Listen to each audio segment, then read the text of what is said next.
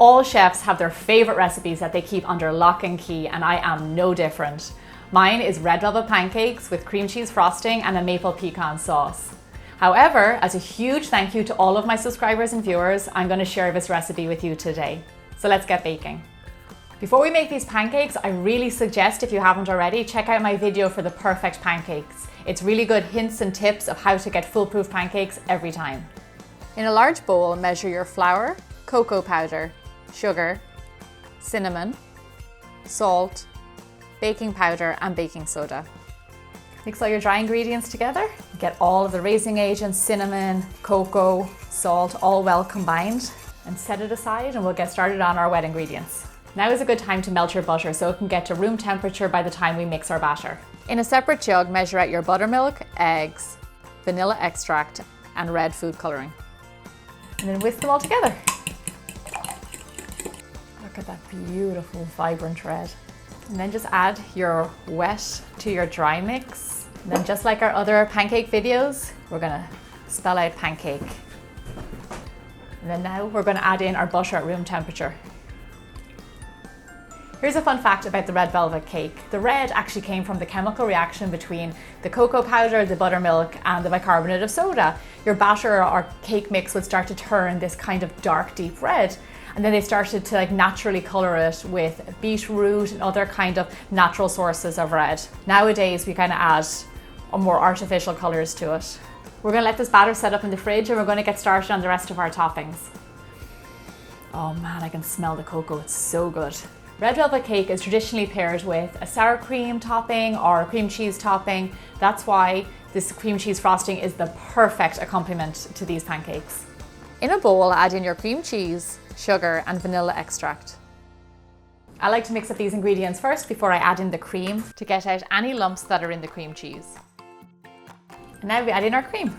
The cream makes it nice and light and fluffy. Have a little taste to make sure it's good. Oh my gosh, it's gorgeous. The cream cheese and red velvet to me are a winner. I can't wait to try them all together. Yum. Our cream cheese frosting is ready. We're going to put it in the fridge, and we're going to get started on our maple pecan sauce. You can always serve your pancakes with just maple syrup, but there's nothing big and bold about that. This sauce is awesome. In a heavy bottom saucepan, we're going to melt our butter. To this, we're going to add in our chopped toasted pecans. We're going to let the butter melt, and we're going to toss the pecans in the butter and let it cook a little in toast. You'll notice the butter starts to foam up around the pecans. We're going to let this cook for around 2 to 3 minutes before we add in our maple syrup.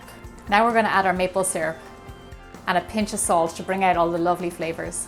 And we're just going to bring this up to the heat. This sauce is really starting to come together, so we're going to knock it off the heat, and we're going to add in our water and our vanilla extract. And then just stir that around. Turn back on the heat. We're going to bring it to a simmer. Let it simmer for around 2 minutes, and then we'll turn it off and we'll set it aside and let it cool. My favorite part, the cooking. Heat a non-stick pan to medium to low heat and grease with some butter. Drop on a generous spoonful of your pancake batter. If the batter is a little bit thick, you can move it around with your spoon. Don't thin it out too much because you still want nice thick pancakes. This also helps to cook evenly. So as you can see, around the rim it's starting to change colour and go a little bit dull, and we have these beautiful bubbles forming on top. And these bubbles, what I like to call pancake pillars, because they form from the bottom, and they're what hold up your pancake when you flip it over. So these are essential before you flip over your pancake, because this is what makes them nice and thick. Now flip, cook for another 2 minutes, and finish off the rest of the batter. Let's bring it all together. To assemble the pancakes, you're going to need way more than 3. That's much better. Generously spoon on your cream cheese frosting. Don't be shy with it. And then top off with your maple pecan sauce. All the flavors of red velvet cake stacked beautifully in these pancakes. Now you have it, my big and bold red velvet pancake recipe. Don't forget to subscribe to my channel, and I'll see you back here again next Thursday for more bigger, bolder baking.